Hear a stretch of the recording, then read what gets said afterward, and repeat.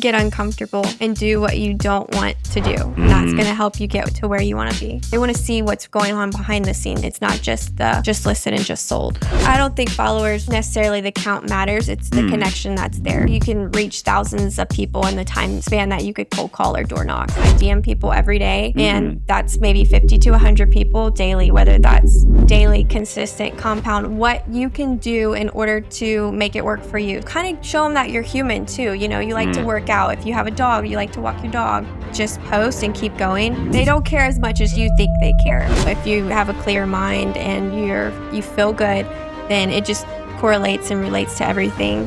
Definitely social media is the way that real estate's headed.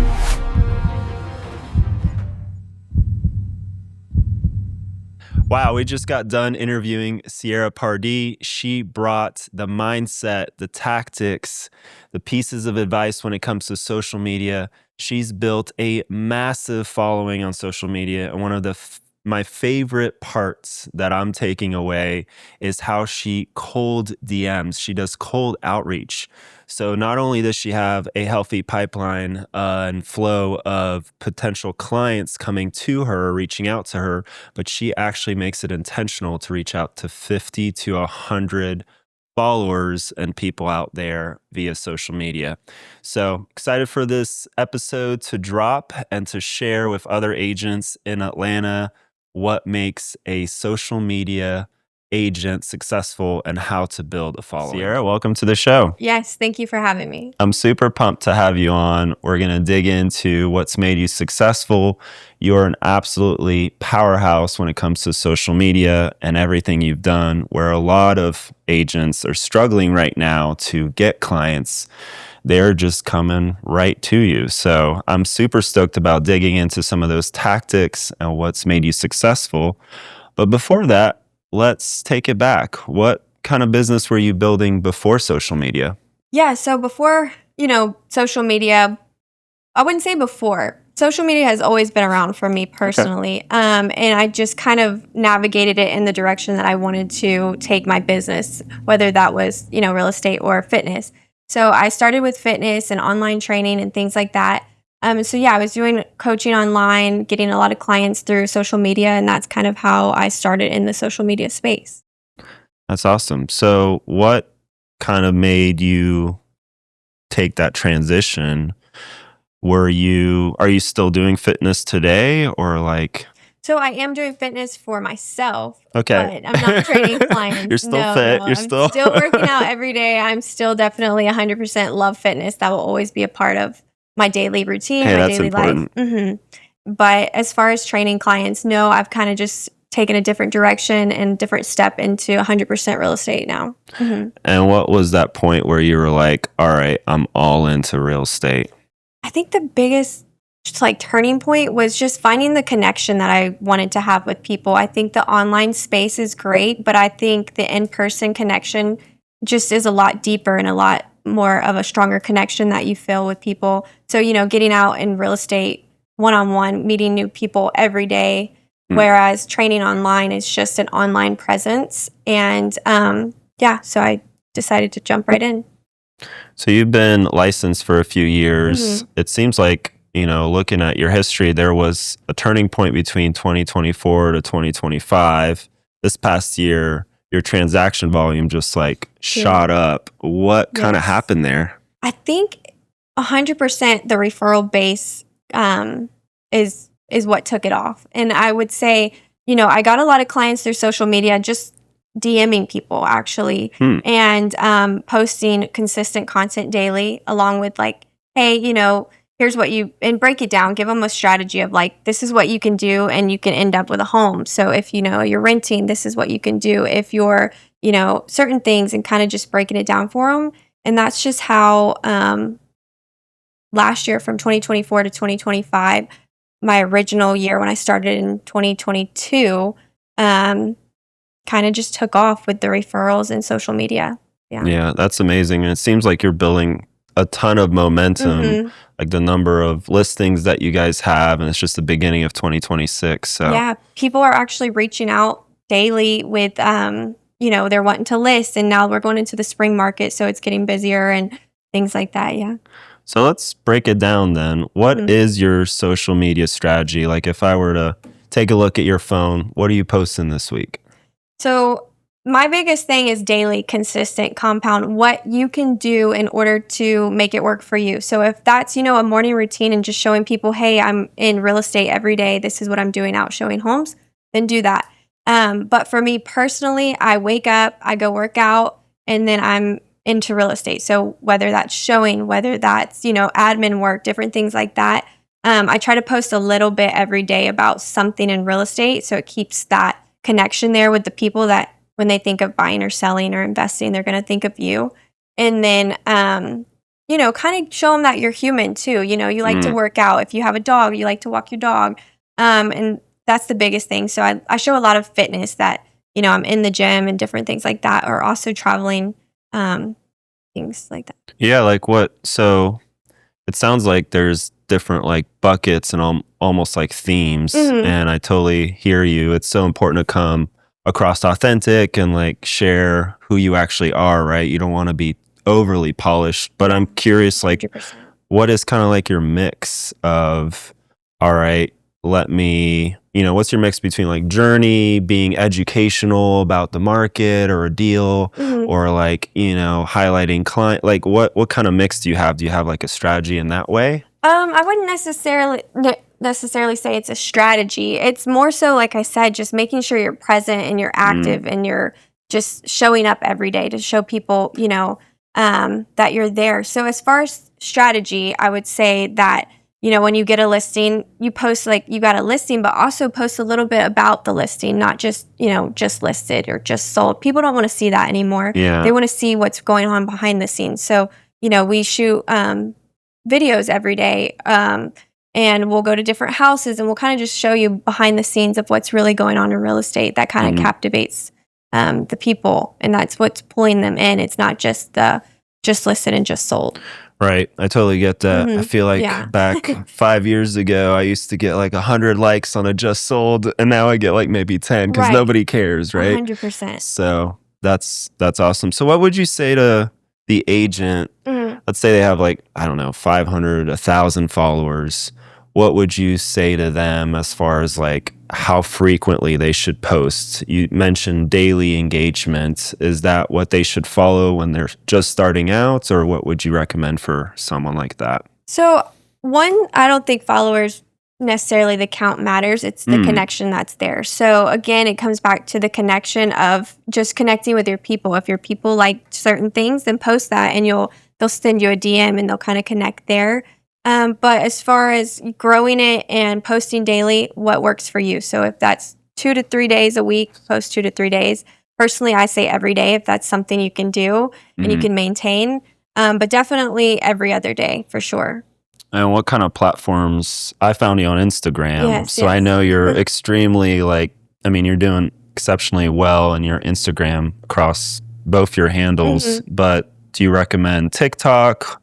Do you also dabble in like LinkedIn or YouTube Shorts, or like what's your platform strategy? My biggest platform and the biggest ROI I'm seeing is Facebook, surprisingly. Okay. And it's a shocker when I tell everybody. And it's a shocker. And I would say just DMing people on Facebook has been where I've gotten a majority of clients. Just, hey, if you're ever looking to buy or sell, I'm in the market, and, kind of follow along my journey.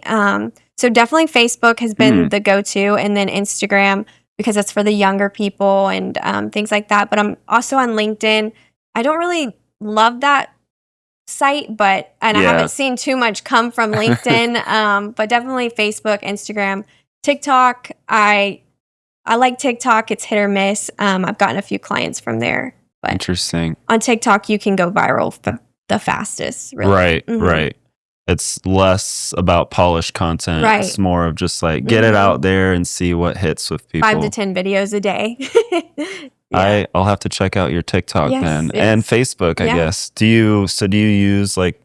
you put any like novel content out on Facebook or engagement, or do you leverage a feature of like Instagram auto posting, or like how do you split that up? So I know a lot of people that do the, post the same thing on both sites, but I kind of have shied away from that because on Facebook I have a different audience than I do on Instagram, and kind of the same for every platform. They do recommend you do that, and you can if that's going to be the way to be consistent. But personally, given the fact that I've done social media for quite some time, I just have found that, I kind of gear certain things towards Facebook, and I know Reels do really well, or Instagram, certain posts do really well. And TikTok, like you said, they just love to see everything and doesn't have to be polished.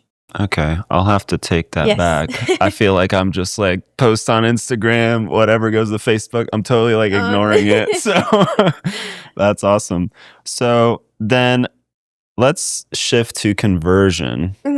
How are you getting most of your clients? Are you like doing call to actions? You mentioned like some cold outreach. Like, what is the conversion? Take us through that. I do cold outreach. Sounds like a lot of work. It is a lot of work. But I just straight DM people. I set a time frame and I DM people every day. And that's maybe 50 to 100 people daily, whether that's different platforms from Facebook, Instagram, and then TikTok. But yeah, just DMing people daily cold.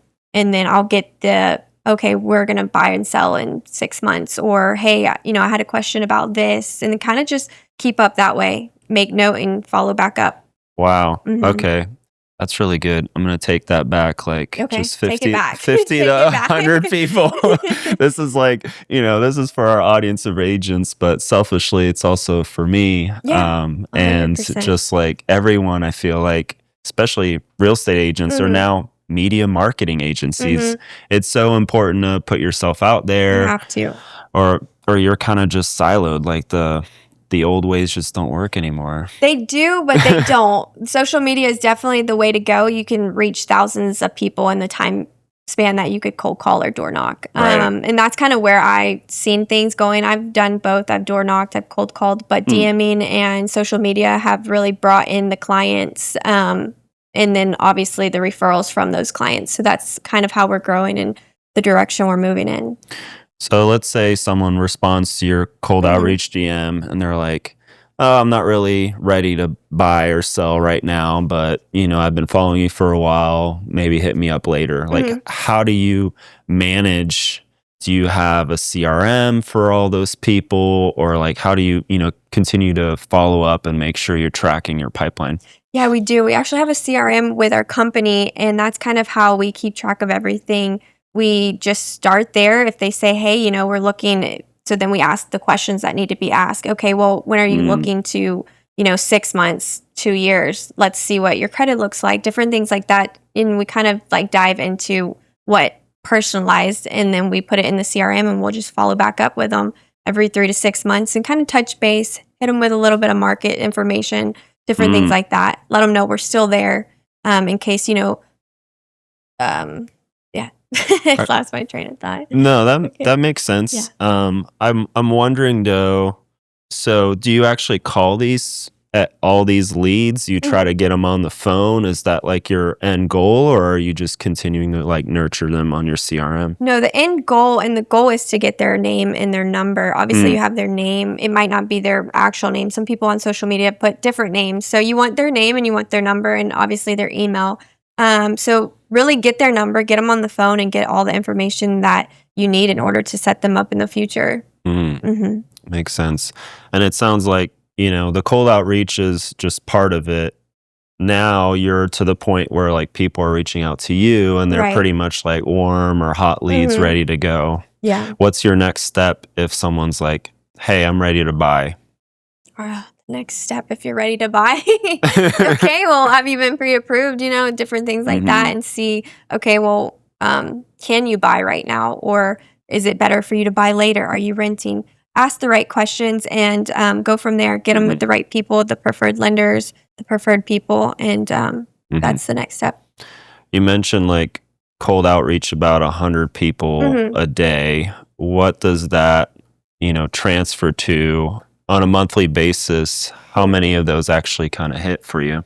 Honestly, it's a hit or miss. It depends. And that goes back to really like the CRM and keeping track. I would say probably maybe 1 to 2 a month will reach back out and say, okay, we're ready to buy, but it's not right away. And that's the biggest thing you have to take away is everybody's not ready to buy right when you are ready to help them. So you've got to get them in the system. You've got to touch base, and you've got to really, other than real estate, you've got to, just say, how are you doing? And different, like, people don't want to feel like they're being sold something. Yeah, they want to feel connected on a deeper level. You ever like run out of things to say or? No, never. No, never. Not with social media, because a lot of people post, so you can kind of find something they like, whether they're at a game or they're, with family or have kids. So yeah, find the connection, connect, and follow that connection, and that will lead to the sales. Fair enough. Typically agents start in real estate and then they're like trying to build a following. You actually started with a massive following.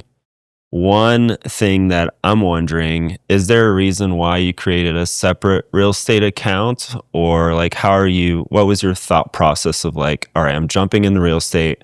I've got 40 something thousand followers on my personal brand. Why did you create a separate brand? And what would you suggest for agents in that scenario? That's a good question. I would actually suggest, starting just real estate page. That way people can see that you are in real estate, but then also have a separate page that shows a lot more of like who you are personally. I think the reason I separated it, because like I said, I did online training, and those were the people I was gearing towards. So, online training, you can train anybody from anywhere.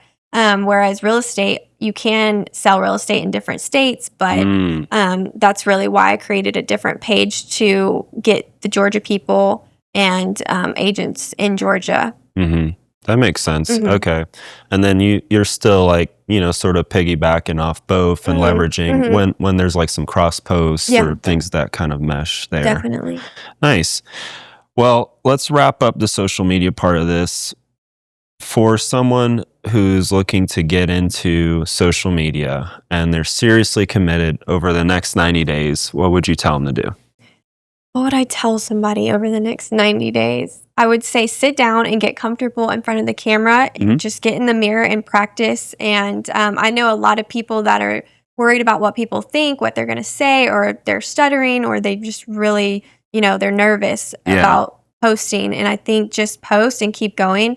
And consistently post for 90 days, and you'll get at least one person, if not one lead, whether they buy in a year or two. And you'll see the growth through social media on all platforms. Yeah. The funny thing is, like, people don't really care. Like, they don't. They probably won't even see your first 100 posts. They don't care as much as you think they care. Yeah. Which is good and bad. Right. Yeah. Cool. Well, let's jump into, you mentioned mindset. Being a top producer, you obviously come from fitness. There's a lot of habits and tactics and just mindset that relate to real estate. What does your weekly routine look like? So weekly routine, I work out about 6 days a week. So get up early, starting around 5:30. Get in the gym, and whether that's, lifting or running or some kind of physical activity, work out. And then I kind of get back, start my morning with breakfast, energy drink, coffee, something like that. And then I get right into work. The biggest thing when you get into real estate is obviously, setting that schedule. So, from this time to this time, calling or DMing or doing what works for you. And that's the biggest thing too, finding what works for you. So if you can only, work out a couple of days a week, work out a couple of days a week. If you can only farm or cold call or DM, do what works for you, but do it consistently. So, again, I start my morning work, I would say around 8 or 9. It just depends. And from there, work till about 5, 6, 7. Again, depends on the showings and when people can get out and see different homes. And that's kind of what my days look like, Monday through Friday. And then the weekends, open houses, different things, listings. Sounds pretty busy. How do you kind of manage it all and prevent burnout? That's a hard question. It's a tough question because I feel like real estate makes you tough, and I think working out makes you tough. And I think that if you've got to have the right systems in place to not burn out with the right mentors, the right people. So, like I mentioned earlier, my brother just got into real estate, and he works one side and I work another side. And really finding the people that can help you and show you the systems, the right people, whether that's a showing agent, and really kind of helping you get to, having more time is what that is. Yeah. Yeah. It's all about leveraging time, and time and energy is the thing that you've got to protect, right? So if, a lot of what I used to do a lot is just pile up so many meetings and so many things. And it's like, never had any time left over for me. But like you mentioned, it's all about putting the systems and processes and just calendar management, right? Right. Block off some time for yourself first between, 5 to 7 or 5 to 8 in the morning to work out, to meditate, whatever you've got to do. Whatever. Yeah. Yeah. So it's, I totally can relate to that. And I think a lot of agents struggle because you're always working. Like you feel like you've got to work the 9 to 5. And then your clients get off work and they're like, can I see this house? And then your weekends are your busy time because it's your open house, also a lot more showings, writing offers, etc., managing listings. So it's a busy schedule. It is very busy. But like you said, I think the biggest thing is just making sure you set enough time for yourself, take care of yourself in order to take care of the people and the clients. What are some of your other non-negotiables, things that you do every day or every week or every month? Non-negotiables. Really, the biggest thing is staying grounded in fitness. I think fitness relates to everything in life. If you have a clear mind and you feel good, then it just correlates and relates to everything. And I think that's the biggest thing for me is fitness, whether that's, like I said, walking or lifting. I think, yeah. I've heard you talk about generational wealth and building that for clients. Are you personally looking to build wealth as well through real estate? Are you investing on the side? Is that something in the future that you're looking to do? 100%, yes. So in the future, 3 to 5, 10 years from now, definitely have a portfolio with real estate. That is the long-term goal. Yeah, and I've helped a couple of my family members build their portfolio as well. So kind of just the whole generational, getting the family down the line of into real estate, and then personally getting into real estate as well. Amazing. Do you know what kind of strategy you might want to jump into? Airbnbs, long-term? Yeah, I actually really want to get into flipping. Cool. Yeah, flipping homes. I've worked with quite a few investors, and I do enjoy the process. I love looking at it, seeing it from start to finish. And so I think that may be where I'm headed. Not 100% sure yet, because again, you can go in a lot of different directions. But I think 5 to 10 years from now, I'll have done a couple flips. Nice. Yeah. Just hold on to some of those too, just so you can let them appreciate over time. We talked to another agent who's flipped hundreds of homes, and their biggest regret is not holding on to some of those flips, because it can be quick money. But it's great to start off that way, but definitely hold on to some of them if you can. Definitely. And I love the design of flips. You can do anything, so I love that part as well. So you've built some strong momentum. What do the next 3 to 5 years look like in your real estate business? Yeah, so I think the next 3 to 5 years looks like growing and expanding, not only just in my personal business, but also helping a lot of agents. I think I want to, really take some agents who are new and under my wing and really help them succeed and show them that it's not as hard as people think to succeed in real estate. It seems like you've taken that first agent on under your wing. Yes. You're co-listing a lot of properties, I see, with your brother. Is that right? I am. Yes. I want to say he's been licensed maybe 2 to 3 months now. So. And how has that experience been working with family?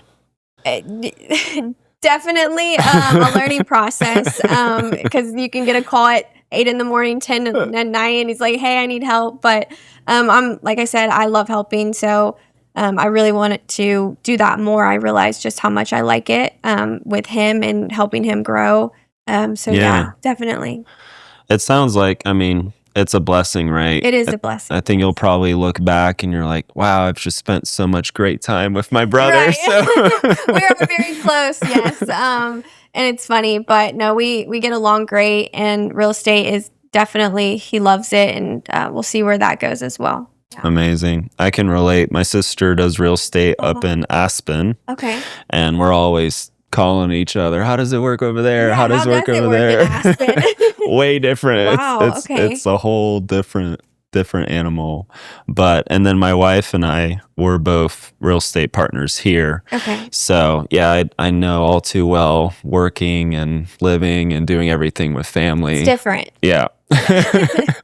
Well, I really appreciate your time. This is the Atlanta Agent Playbook podcast, and we always wrap up with this one question. What is the one play that you want to add to our playbook? What is that one tactic, strategy, piece of advice to agents out there listening? Get uncomfortable and do what you don't want to do. And that's going to help you get to where you want to be. Is that social media? It can be. Personally, I would say yes. After hearing everything and seeing how social media can transform and help you grow and stay in the business, definitely social media is the way that real estate's headed. Amazing. Well, Sierra, thank you so much for pouring into this show, taking your time. And yeah, I'm excited to see what the future holds for you, your brother, and your future team. Yes, thank you.